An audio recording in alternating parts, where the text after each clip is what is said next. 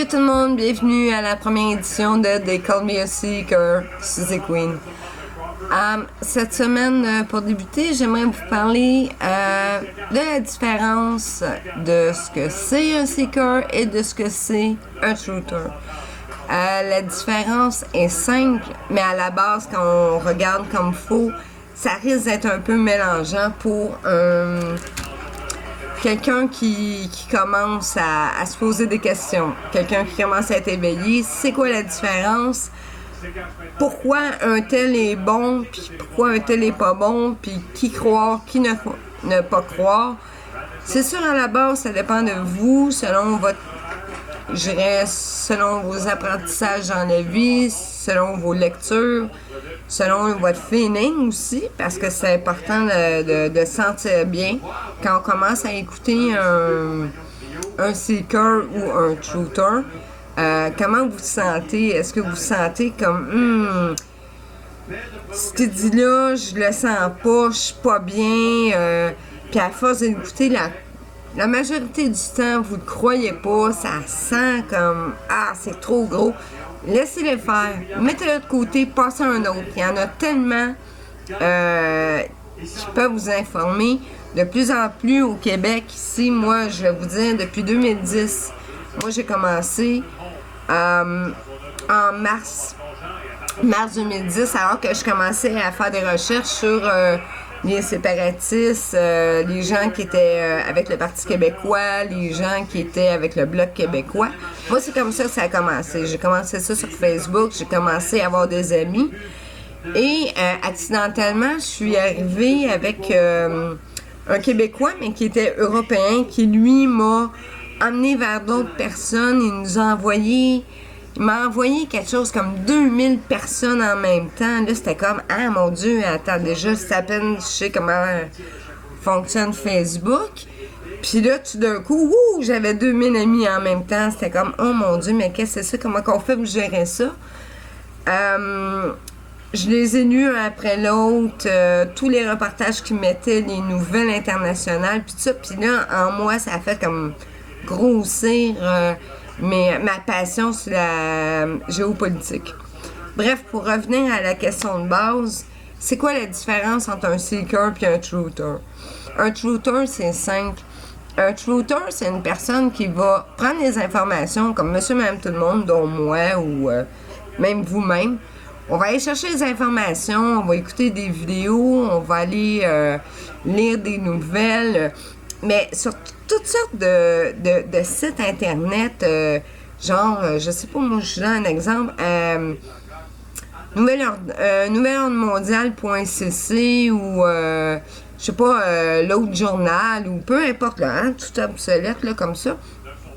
Eh bien, on va se rendre compte à un moment donné que les Truthers, ça va être des gens qui vont répéter des choses qu'ils ont lues, mais qui n'auront pas eux-mêmes fait la recherche.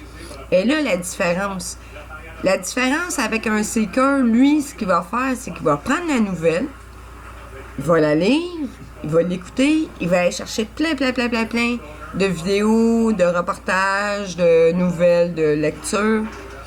Il va prendre le temps de les analyser, il n'y aura pas tout de suite l'opinion.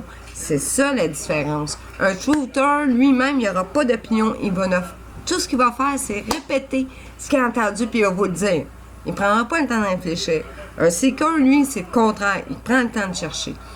Donc, moi, ce que je pourrais vous donner comme exemple des grands Seekers, j'aurais Michel Colomb en Belgique, que lui, c'est un vrai Seeker. Il s'est rendu sur les lieux, il est allé en Irak, il est allé en Afghanistan, il est allé au Kosovo, il est allé partout dans le monde, il est allé interviewer des gens des deux côtés, si on parle côté politique, il est allé des deux côtés, dans le sens que il est allé interroger monsieur, madame, tout le monde, autant droitistes que gauchistes, des pro-chef du gouvernement que contre, tout ça. Puis à partir de là, lui, il a pu voir la vraie histoire versus que les merdias, les merdias, parce que moi j'appelle ça des merdias, ce que les merdias racontent. Que ça soit CNN, Fox TV, New York Times ou peu importe, bref, c'est sûr que dans ces merdias-là, Dites-vous, il y a tout le temps comme un pourcentage de vérité qu'on vous raconte. Mais l'autre partie qu'on vous dit, c'est un peu de la bullshit. Disons, c'est du pré-cuit pour que monsieur, madame, tout le monde puisse avaler facilement la menterie. Ouais, en gros, c'est ça. Bref, c'est ça un merdia. Un merdia, c'est pas mal bullshiteux, finalement, là. Puis ce que je suis contente, c'est que moi, j'ai pu voir une évolution immense si on comparé de 2010 jusqu'à maintenant. Il y a de moins en moins de truthers. Puis ça, je vous le dis, il y a de moins en moins de truthers et de plus en plus de seekers. C'est nous les seekers. Comme Michel Colomb dit, le travail, c'est pas juste à des journalistes indépendants comme lui à faire la job. C'est aussi à nous, parce que c'est à nous à chercher nous-mêmes nos informations. Puis à partir de là, c'est de voir qu'est-ce qu'on filtre et qu'est-ce qu'en nous on croit puis qu'est-ce qu'on croit pas. Ça veut pas dire qu'on est dans le tort si on croit certaines choses que les autres les croient pas.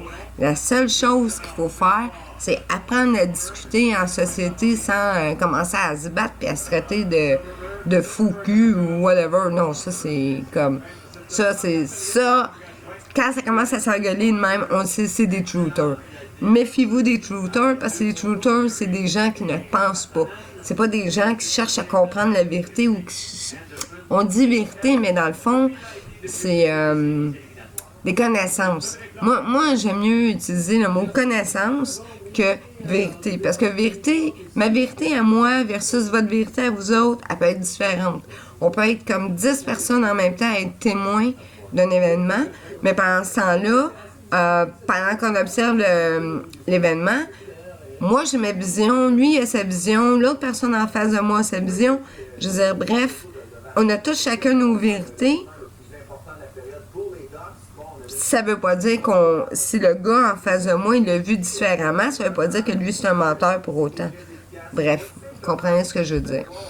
Alors, prochainement, je vais vous faire une bonne liste de bons seekers, des truthers aussi.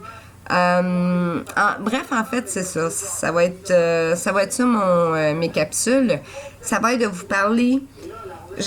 Ça va être de vous parler des seekers, ce que les seekers nous ont dit cette semaine. Qu'est-ce qu'on a appris dans les médias, que je dirais, citoyens. Ce que j'ai appris à travers le monde, qu'est-ce que les opinions de divers journalistes. La raison pourquoi, c'est que, c'est ça qui est important de comprendre, pourquoi moi je cherche beaucoup à l'international, c'est parce que à l'international, ils vivent ça avant nous, nettement avant nous. Comme je pourrais juste vous expliquer, juste comme si on prend par exemple la Première Guerre mondiale, tout le monde dit ok oui c'est parce que c'est à cause de l'assassinat de Ferdinand et patati patata. Oui bravo, mais avant ça il faut comprendre le pourquoi que Ferdinand a été assassiné et pourquoi la Première Guerre mondiale a eu lieu. Tout le monde le sait maintenant ou presque. Peut-être que vous-même vous le savez pas, mais en gros la Première Guerre mondiale a eu lieu parce que la Première Guerre mondiale était commencée avant les années 1880. Aha! Et non en 14-18, comme on raconte.